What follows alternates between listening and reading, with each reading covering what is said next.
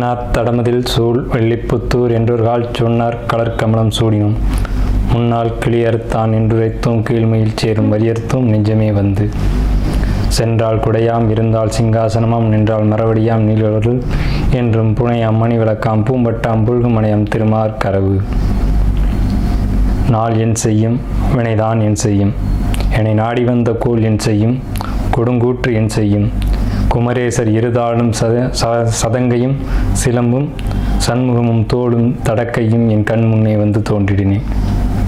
நாம் இந்த வீடியோவில் பார்க்கக்கூடிய தலைப்பு அப்படிங்கிறது மகர ராசியில் இருக்கக்கூடிய உத்திராடம், சூரியனுடைய நட்சத்திரமான உத்திராடம் 2, 3, 4 பாதங்கள். இவங்களுக்கு எப்படி சார் இருக்குது? மகர ராசியில் உத்திராட நட்சத்திரம் நேர்மையின் நட்சத்திரம். மகர ராசிக்கு பொருத்தமில்லாத நட்சத்திரக்காரங்க நீங்கள். ஏன்னா இது வந்து நேர்மையினுடைய உச்சபட்ச நட்சத்திரம். இதுக்கு நேர் ஆப்போசிட் தான் சனி பகவானுடைய கேரக்டர். எதிலையும் வளைஞ்சு கொடுத்து போகணும் அப்படிங்கிறவர் சனி.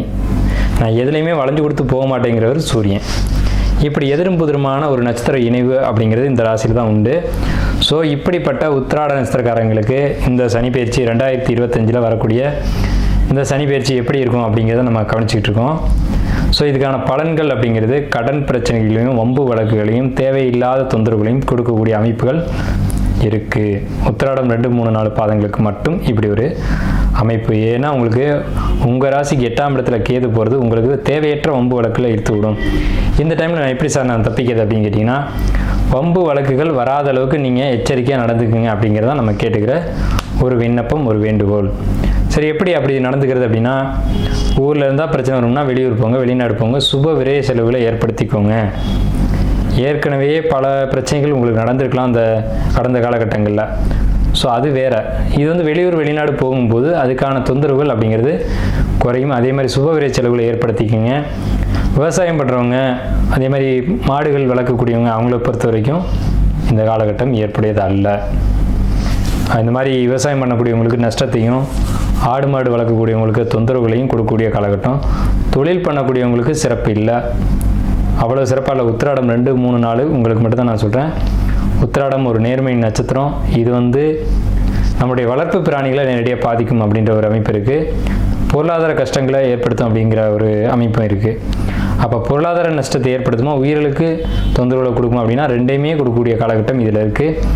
அப்போ நீங்கள் அந்த மாதிரி ஒரு விஷயம் இருந்ததுன்னா அதை வந்து ஒரு தொழிலை வந்து மாற்றி விடுங்க. வேறு யார்ட்டையாவது மாற்றி விட்டு அவங்கள அதை செய்ய வச்சு கொஞ்சம் காலம் செய்ய வச்சுட்டு ஒரு வருஷத்துக்கு பின்னாடி மீண்டும் நீங்கள் அதை எடுத்துக்கிறது ஒரு சிறப்பான ஒரு விஷயமாக இருக்கும் அப்படிங்கிறது அடியனுடைய கருத்து. உத்திராட நட்சத்திரம் வாழ்த்துக்கள். மகர ராசிக்கு உண்டான சரிம்பேச்சு பலன்கள். அதாவது இந்த 2025 வருஷம் மார்ச் மாதம் 29ஆம் தேதி, இதுக்கு சரியான தமிழ் தேதி அப்படிங்கிறது குரோதி வருஷம் பங்குனி மாதம் 15ஆம் தேதி இரவு மணி 9:44க்கு நடைபெறக்கூடிய இந்த சனி பயிற்சியானது மகர ராசிக்கு என்ன பயிற்சி பலன்களை கொடுக்குது அப்படிங்கிறதையும், நல்ல பலன்கள் என்ன, தீய பலன்கள் என்ன அப்படிங்கிற விஷயத்தையும், அதே மாதிரி இதுக்கு நம்ம என்ன செஞ்சுக்கணும், என்ன பரிகாரம் தேடிக்கணும் அப்படின்னு பார்க்கும்போது, சிவனை வழிபடுறவங்க உங்களுடைய வீட்டுக்கு அருகில் இருக்கக்கூடிய ஏதேனும் ஒரு சிவாலயங்களுக்கு, அது பழமையாக இருக்கலாம் அல்லது புதுமையாக இருக்கலாம், ஏதேனும் ஒரு சிவாலயங்களுக்கு போய் அங்கே இருக்கக்கூடிய நவகிரகங்களை வழிபடுறதும், வைஷ்ணவத்தை அதை பெருமாளை கும்பிடக்கூடியவங்க உங்கள் வீட்டுக்கு அருகில் இருக்கக்கூடிய பெருமாள் கோயிலில் போயிட்டு ஆஞ்சநேயர் வழிபடுறதும் இதுக்கு சிறப்பான விசேஷமான உத்தமமான பலன்களையும், உங்களுக்கு ஏற்படக்கூடிய எதிர்மறையான விஷயங்களை நீக்கி நல்ல விஷயங்களை அதிகப்படுத்தி கொடுக்கும் அப்படிங்கிறதையும் சொல்லி நம்ம வீடியோ ஆரம்பிக்கிறோம். இந்த வீடியோ முழுமையாக ஸ்கிப் பண்ணாமல் பாருங்கள் தயவு செஞ்சு. அப்போ தான் நம்ம என்ன சொல்ல வரோம் அப்படிங்கிற செய்தி உங்களுக்கு முழுமையாக கிடைக்கும்.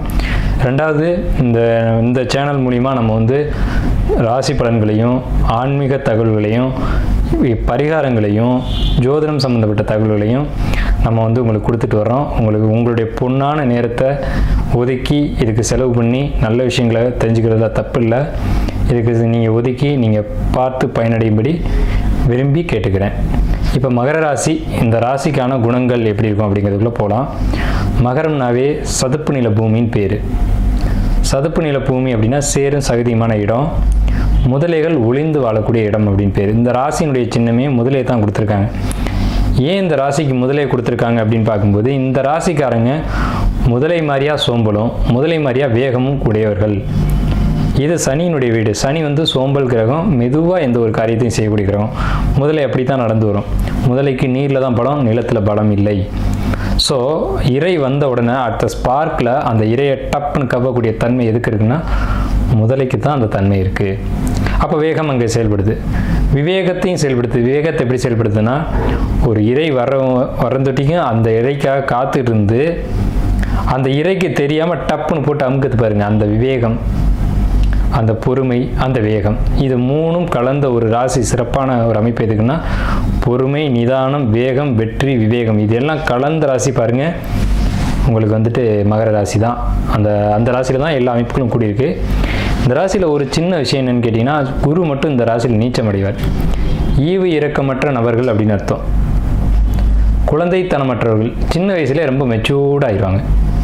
குழந்தைத்தனம் அப்படிங்கிறது குழந்தைன்ற பருவத்திலேயே அவங்க வந்து குழந்தைத்தனத்தை மறந்துடுவாங்க.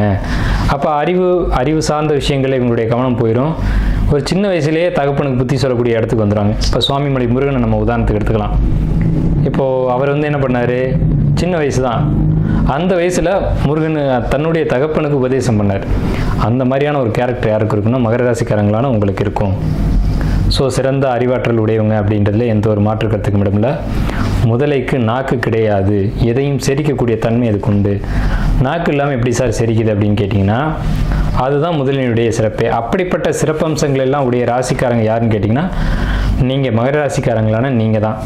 இந்த மகர ராசி, இந்த ராசியில் உத்திராட நட்சத்திரத்தினுடைய 2, 3, 4 பாதங்களும், திருவோணத்தின் உடையாத 4 பாதங்களும், அவிட்டத்தினுடைய 1ஆம் பாதம் 2ஆம் பாதம். உத்திராடம்ன்றது சூரியன் நேர்மைக்கான நட்சத்திரம், மெரிட்டுக்கான நட்சத்திரம், பர்ஃபெக்ஷனுக்கான நட்சத்திரம். திருவோணம்ன்றது சந்திரனுக்கான நட்சத்திரம், அமைதிக்கான நட்சத்திரம், அதுலேயும் ஆற்றலுக்கான நட்சத்திரம். ஒரு தாய் அடிக்கவும் செய்வா, அணைக்கவும் செய்வா. அப்படிப்பட்ட திருவோண நட்சத்திரம் இங்கே தான் இருக்குது.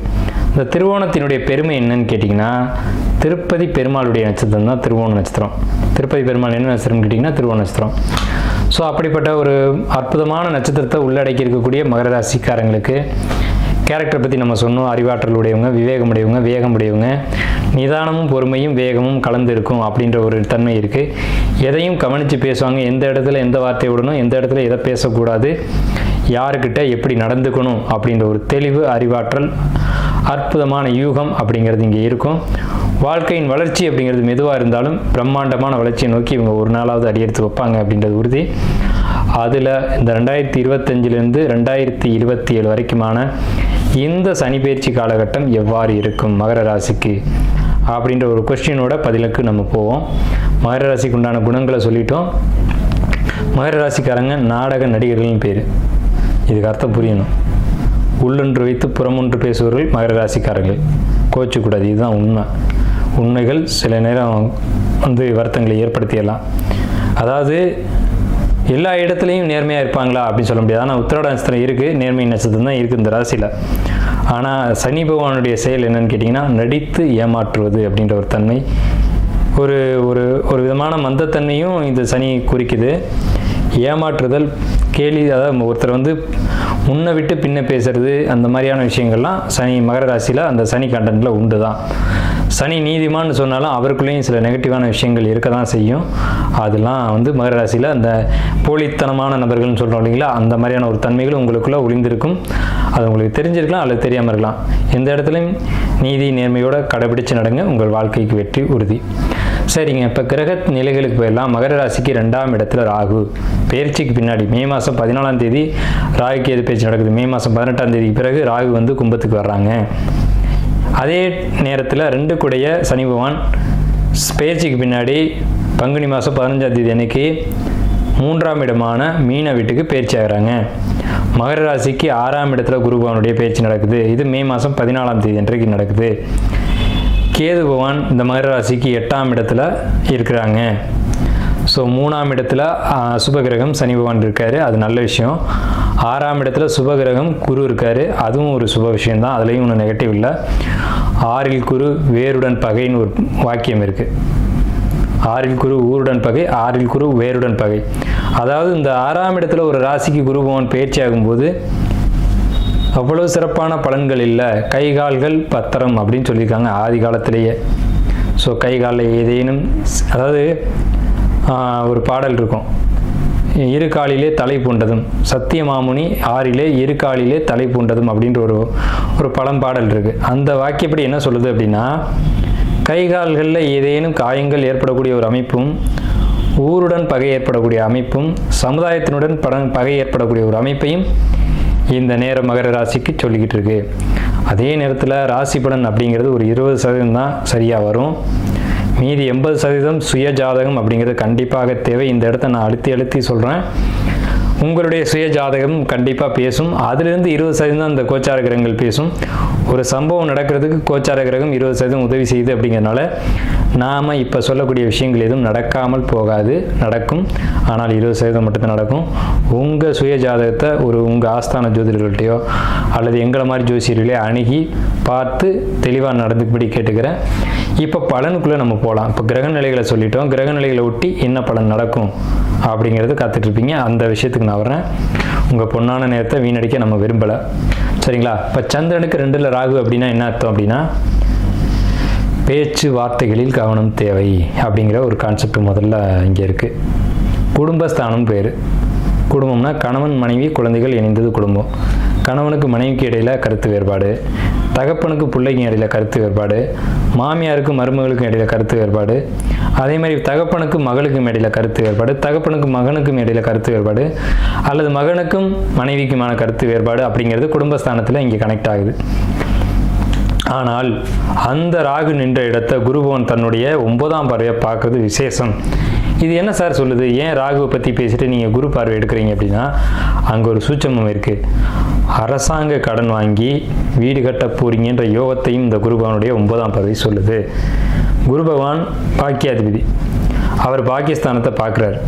பாக்கியத்தை கொடுப்பாரு, அது அரசு வழியில் கொடுப்பாரு. நம்ம ஒரு விஷயத்தை செய்வோமான்னு காத்துட்ருப்போம். அதுக்கு யாரேனும் பணம் கொடுத்தா பரவாயில்லையே அப்படின்னு யோசிச்சு காத்துட்ருப்போம். நம்மளுடைய குணம் அப்படி தானே. இல்லாத போது யாரேனும் உதவி செய்வாரான்னு காத்துட்ருப்போம். அதுக்கு இறைவன் உதவுவார்ன்றதே சாட்சி. மனிதர்கள் இன்று பழகலாம், நாளை பிரியலாம், ஆனால் தெய்வம் என்றைக்கும் நிலையானது.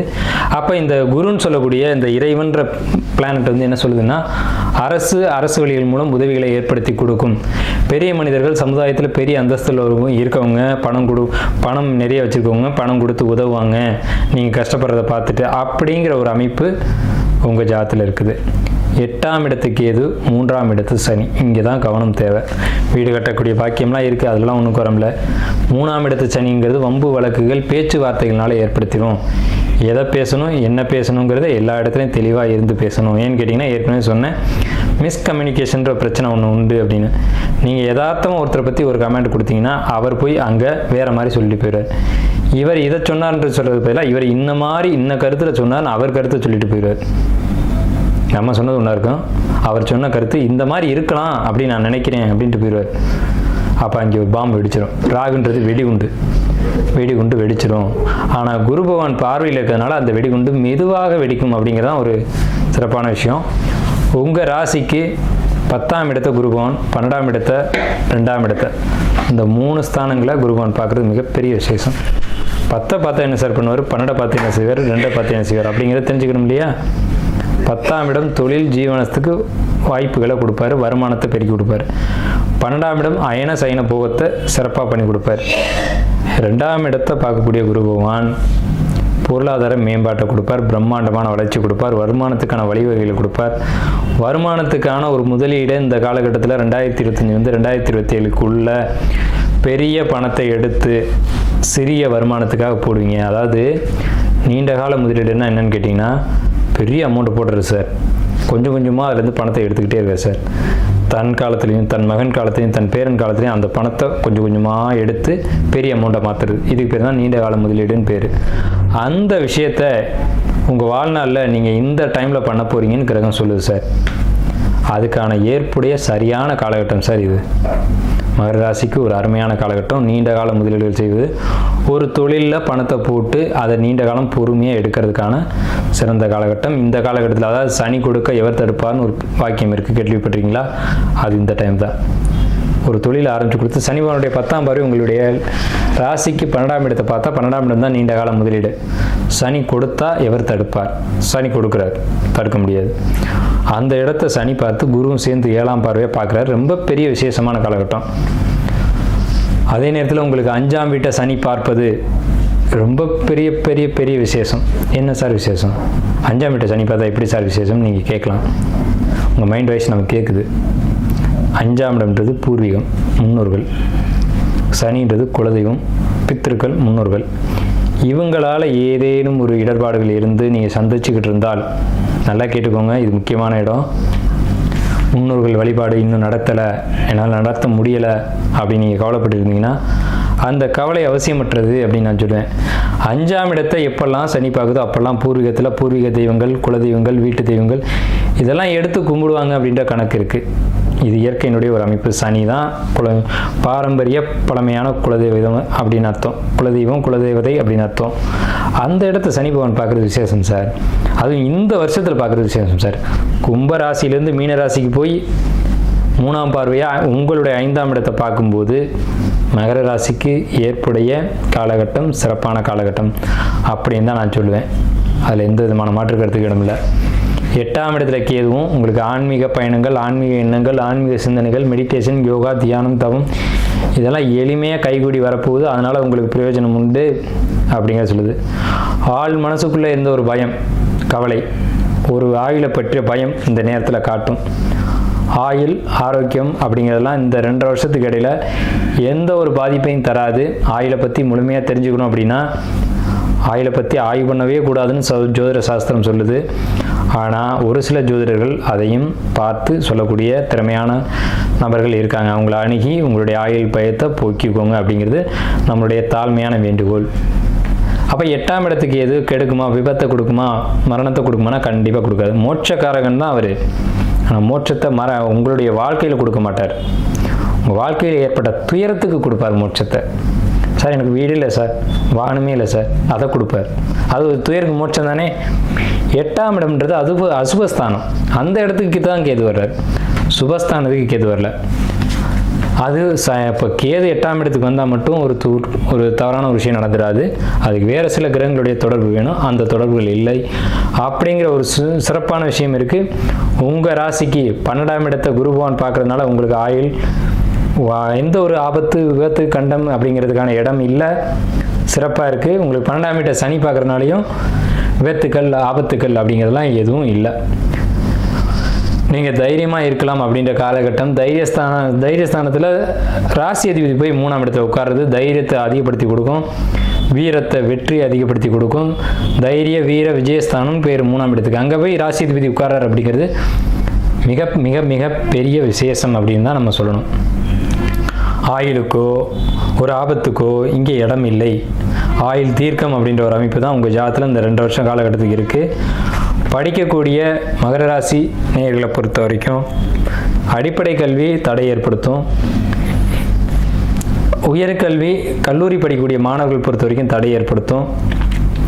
அதே நேரத்தில் 10th 12th இந்த மாதிரி முக்கியமான படிப்பு காலகட்டத்தில் இருக்கவங்களுக்கு நல்ல ஒரு காலகட்டம். நல்ல மார்க் எடுப்பீங்க மகர ராசிக்காரங்க. 10th நீங்கள் எதிர்பார்த்ததை விட அதிகமான மார்க் கிடைக்கும், கவலையே பட வேண்டாம். 12th அதிகமான மார்க் கிடைக்கும். நீட் எக்ஸாம் போகணும் சார், மெரிட்டில் பாஸ் பண்ணணும், கண்டிப்பாக மெரிட்டில் தான் பாஸ் பண்ணுவீங்க, அதில் மாற்றுக்கிறதுக்கு இடம்ல.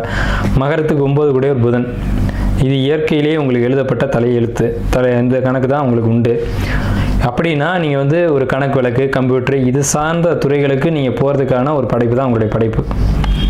ஒரு நிர்வாகம் பண்ணக்கூடிய ஒரு வேலைக்கு போகிறது, ஒரு தொழில் சார்ந்த படிப்புகளை படிக்கிறது, டிப்ளமோ, ஐடி இந்த மாதிரி துறைகளை படித்து ஒரு நிர்வாகத்துக்கு போய் நல்ல சம்பாத்தியத்துக்கு போகக்கூடிய ஒரு அமைப்பு, நல்ல வருமானம், நல்ல உத்தியோகம், ஒரு கம்பெனிக்கு வேலைக்கு போகக்கூடிய ஒரு அமைப்பில் தான் நீங்கள் பிறந்திருக்கீங்க. அதுக்கெல்லாம் இந்த 2 வருஷத்துக்குள்ளே இடம் உண்டு. இந்த 2 வருஷத்துக்குள்ளே படித்து பட்டம் வாங்கி நீங்கள் அந்த இடத்துல போய் உட்காந்து தொழில் செய்வீங்க அப்படிங்கிறதுல எந்த விதமான மாற்று கருத்துக்கும் இடமில்லை. அடுத்து அரசியல்வாதிகளை பொறுத்த வரைக்கும் ரொம்ப சிறப்பான காலகட்டம். மகர ராசிக்காரங்க அரசியல்வாதிகளாக இருந்தீங்க அப்படின்னா உங்களுக்கு எந்த ஒரு கெட்ட பேரும் கெட்ட ஒரு விஷயங்களோ நடக்காது. நீங்கள் சொல்லப்போனால் உங்களுக்கு மதிப்பு மரியாதைகள் கூடும். நீங்கள் நல்ல காரியம் பண்ணுறீங்க அப்படின்ற ஒரு பேர் கிடைக்கும், புகழ் கிடைக்கும், அந்தஸ்து கிடைக்கும். இது எதிர்காலத்துக்கு நல்ல ஒரு அடித்தளமாக அது அமையும். இது ஒரு விஷயம். கலைத்துறையில் இருக்கக்கூடியவங்களுக்கு நல்ல எதிர்காலம், நல்ல சிறப்பான ஒரு அமைப்பு அப்படிங்கிறது இருக்குது.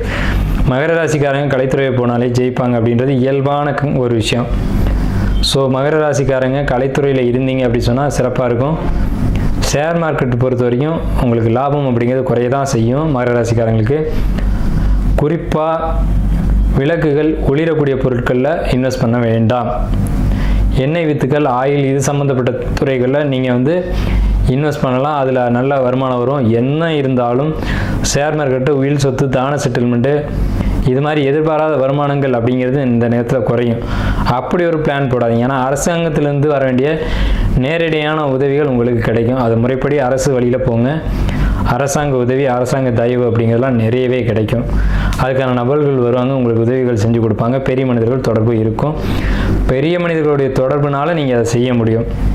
அதே நேரத்தில் அண்ணன் தம்பி உறவு அப்படிங்கிறது மகர ராசிக்கு ரொம்ப சிறப்பான ஒரு காலகட்டம். இது ஒத்துமைக்கான காலகட்டம். சார் நானும் அண்ணனை பேசிக்கிறதில்ல சார், ஒரு சின்ன சங்கடமாகி போச்சு சார், அதுலேருந்து நாங்கள் பேசிக்கிறதில்ல. பேசுவார், குடும்பத்தில் ஒட்டிடுவார். அப்போ நீங்கள் அதை பயன்படுத்திக்கிங்க. எப்போவுமே மகரத்தை பொறுத்த வரைக்கும் சகோதர உறவுங்கிறது ரொம்ப பெரிய பலமாக இருக்கும். சகோதரோட உதவி இருந்தது அப்படின்னா மிகப்பெரிய உயரத்தை தொடலாம். ஆனால் நீங்கள் சுயநலவாதிகள் அப்படின்ற ஒரு கான்செப்ட் இருக்குது. எது எப்படி இருந்தாலும் அவர்கள் விட்டு கொடுத்து போவாங்க, அவங்க இறங்கி போவாங்க. அப்படின்ற காலகட்டத்தில் அந்த உதவிகளையும் தயவுகளையும் நீங்கள் பயன்படுத்திங்க அப்படின்றத நம்ம கேட்குறோம். சரிங்களா? மகர ராசிக்காரங்க படிப்பு, கலைத்துறை, ஷேர் மார்க்கெட், அதேமாதிரி கலைத்துறை, இதெல்லாம் நம்ம சொல்லிட்டோம். படிப்பை சொல்லியாச்சு. படிப்புக்கு எந்த ஒரு தொந்தரவும் இல்லை. அதேமாதிரி அம்மா அப்பா உறவுகள் பொறுத்த வரைக்கும், அம்மா அப்பா ஆயுளை பொறுத்த வரைக்கும், இதிலலாம் மகர ராசிக்காரங்களுக்கு எந்த ஒரு குறையும் இந்த காலகட்டத்தில் கிடையாது. அப்போ வளர்ச்சி இருக்கா இந்த காலகட்டத்தில்? 2025 2027 வரைக்கும் வளர்ச்சி இருக்கா அப்படின்னு கேட்டால் கண்டிப்பாக பிரம்மாண்டமான ஒரு வளர்ச்சி இந்த 2025 2027 வரைக்கும் உறுதியாகவே உண்டு. அதில் எந்த விதமான மாற்று கருத்துக்கு இடமில்லை. உங்கள் வாழ்நாளில் நீங்கள் திரும்பி பார்த்தீங்கன்னா இந்த காலகட்டத்தில் வாழ்க்கைக்கு தேவையான முக்கிய காரியங்களையும் முக்கியமான நல்ல விஷயங்களும் நடந்திருக்கும் அப்படிங்கிறது ஒரு அமைப்பு இதில் வரும். இதுதான் விஷயம். மகர ராசிக்காரங்க இது பொறுத்த வரைக்கும் தொழில், உத்தியோகம், வேலைக்கு போகக்கூடியவங்க, மகரத்துக்கு 6ஆம் வீடு மிதுன வீடு, அங்கே குரு இருக்காங்க. அவர் 3-12 கூடியவர். உத்தியோகத்தில் சின்ன சின்ன இடைஞ்சல்கள் வந்தாலும் ப்ரொமோஷன், இன்க்ரிமெண்ட்டு இதெல்லாம் நிறைய கிடச்சி நல்ல தொழில் பார்க்கக்கூடிய வாய்ப்புகள் இருக்குது. தொழில் பண்ணக்கூடியவங்களுக்கு சிறப்பான அமைப்பு இருக்குது.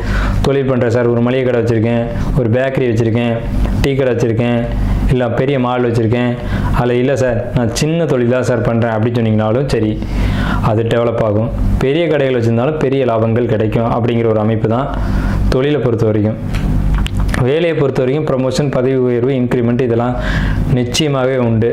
ஏன்னா உங்களுக்கு 6ஆம் இடம் மிதுன ராசியில் போய் குரு உட்காந்துருக்காங்க. ராகுக்கு அதுக்கு திரிகோணத்தில் தொடர்பு வருது. அப்படின்னாலாம் பிரம்மாண்டமான வளர்ச்சி, தொழில் வளர்ச்சி, பொருளாதார வளர்ச்சி, அதே மாதிரி உத்தியோக வளர்ச்சி அப்படிங்கிற 3 வளர்ச்சியும் இருக்குது. குடும்ப வளர்ச்சியும் இருக்குது. ஏன்னா குடும்பஸ்தானத்தில் ராகுக்கு வளர்ச்சி கொடுக்குறாங்க. குழந்தைகள், குடும்பம் பெருகும் அப்படிங்கிற ஒரு அமைப்பு இருக்குது. குழந்தைகள் கிடைக்கும். திருமணம் ஆகாதவங்களுக்கு திருமணம் நடக்கும் அப்படிங்கிற ஒரு அமைப்பு இந்த மகர ராசிக்காரங்களுக்கு இந்த 2025 2027 வரைக்கும் உண்டு. ஸோ எல்லா வகையிலும் சிறப்பான பலன்களை அனுபவிக்கக்கூடிய ராசி எது, உச்சபட்சமாக சிறப்பான பலன்களை எது அனுபவிக்குது அப்படின்னு கேட்டிங்கன்னா மகர ராசி தான். அதுக்கு காரணம் கடந்த காலகட்டங்களில் ஏற்பட்ட நிறைய கசப்புகள் இருந்தாலும் உண்மைதான். அது 7.5 சனி அப்படின்றத ஒரு கான்செப்டை சொல்லுவாங்க. 7.5 சனியில் பெரும்பாலும் எனக்கு உடன்பாடு கிடையாது. இருந்தாலும் சின்ன சின்ன துயரங்கள் ஒரு சிலருக்கு இருந்திருக்கலாம், ஒரு சிலருக்கு இல்லாமல் இருந்திருக்கலாம். அது சுயஜாதகத்தின் அடிப்படையினானது. இது கோச்சார கிரகம் 20% மட்டுமே. அந்த 20% ஏற்பட்ட லாப நஷ்டங்களை தான் நம்ம சொல்லிட்டு பேசிட்டு வந்துட்டு இருக்கோம். ஸோ மகர ராசிக்காரங்களுக்கு வெற்றி அதிகம். வெற்றியை பயன்படுத்திக்கங்க. வாழ்த்துக்களும் நன்றிகளும்.